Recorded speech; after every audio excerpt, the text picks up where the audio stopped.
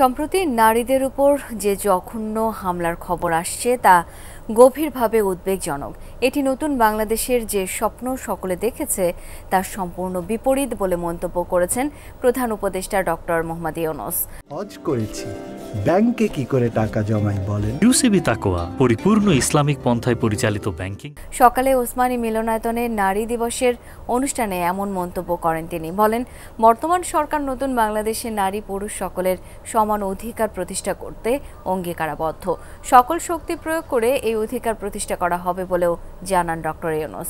এ সময় তিনি আরও বলেন, পতিত স্বৈরাচার দেশে নৈরাজ্য সৃষ্টি করতে বিপুল পরিমাণ অর্থ বিনিয়োগ করছে।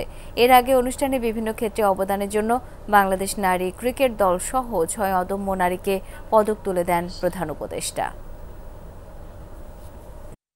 নারীর প্রতি সহিংসতা, নারী নির্যাতন প্রতিরোধ করতে হলে, বৈষম্যহীন সুন্দর বাংলাদেশ গড়তে হলে নারীর পাশে দাঁড়ানোর, তাদেরকে সমর্থন জানানোর কোনো বিকল্প নাই।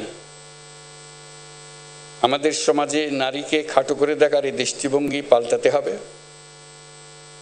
তা না হলে আমাদের কোনো ভবিষ্যৎ নাই।